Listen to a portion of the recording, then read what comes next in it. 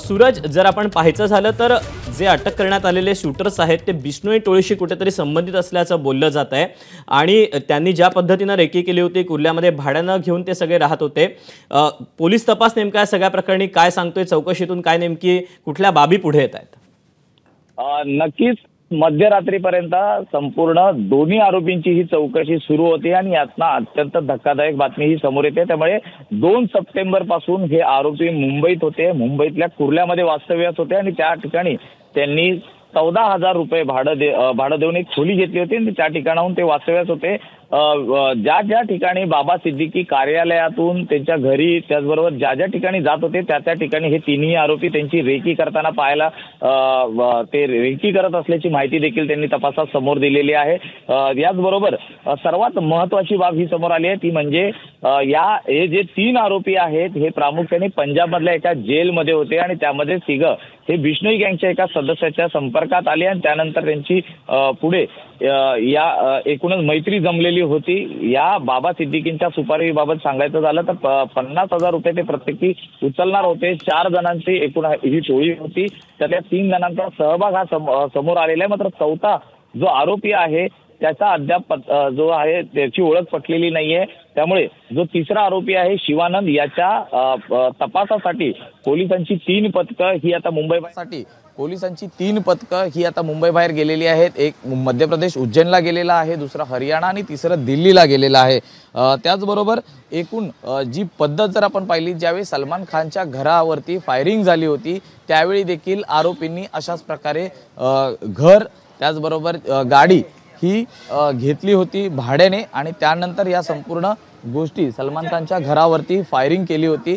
या कालच्या घटनेत देखील हे साम्य आपल्याला पाहायला मिळत आहेत। या ठिकाणी पोलीस अधिकारी हे देखील या ठिकाणी आलेले आहेत जे तपासासाठी आता या संपूर्ण प्रकरणात राहणार आहेत। गुन्हे शाखेचे पोलीस उपायुक्त विशाल ठाकूर हे आता युनिट 3 मध्ये आलेले आहेत जे या संपूर्ण प्रकरणाचा बारकाईने तपास करत आहेत।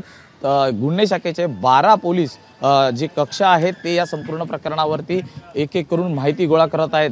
जर संपूर्ण एकूण प्रकरण जर पाहिलं तर काल 9:30च्या सुमारास बाबा सिद्दीकी यांच्यावरती हा हल्ला झाला, रेकी करण्यात आली होती आणि तिन्ही आरोपी हे रिक्षातनं त्या ठिकाणी आले होते। बाबा सिद्दीकी कार्यालयातनं कधी बाहेर पडतायत, त्याचबरोबर त्या ठिकाणी दुर्गा विसर्जन होतं आणि ही गर्दी लक्षात घेता एकूणच त्या ठिकाणी त्यांना हल्ला करणं सोपं झालं। या हल्ल्यामध्ये एक व्यक्ती देखील जखमी झालेला आहे ज्याच्या पायाला गोळी लागलेली आहे। या घटनास्थळावरनं पोलिसांनी एकूण 6 बुलेट्स या ताब्यात घेतल्या होत्या, ज्याच्या पुन्हाळ्या रिकाम्या पुन्हाळ्या होत्या, त्या बॅलिस्टिक रिपोर्टसाठी पाठवलेल्या आहेत। जे आरोपी अटक आहेत त्याच्या सगळ्या प्रकरणी तपास क्रमाक्रमाने पुढे जातोय आणि अनेक नवनवीन गोष्टी देखील पुढे येत आहेत। सूरज, अपडेट घेत राहू, तुर्तास धन्यवाद दिलेल्या सविस्तर माहितीबद्दल। दरम्यान या सगळ्या प्रकरणी काय नेमके अपडेट मिळतात तर 2 सप्टेंबर पासून आरोपी कुर्ल्यात भाड्यानं खोली घेऊन राहत होते। 4 जणांनी मिळून बाबा सिद्दीकी यांच्या हत्येची सुपारी घेतली होती। 2 सप्टेंबर पासून हे आरोपी कुर्ल्यात भाड्यानं खोली घेऊन राहत होते।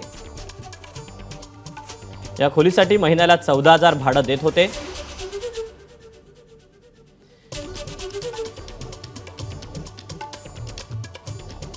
प्रत्येकी 50,000 हे सगळेजण वाटून घेणार होते।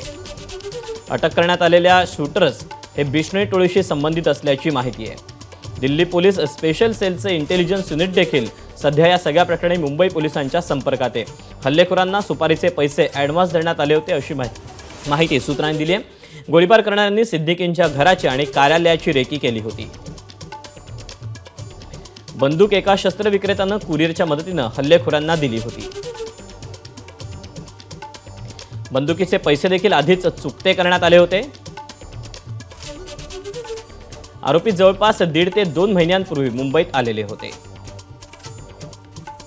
पंजाबमध्ये हे 3 जण एका जेलमध्ये असताना एकमेकांच्या संपर्कात आले होते।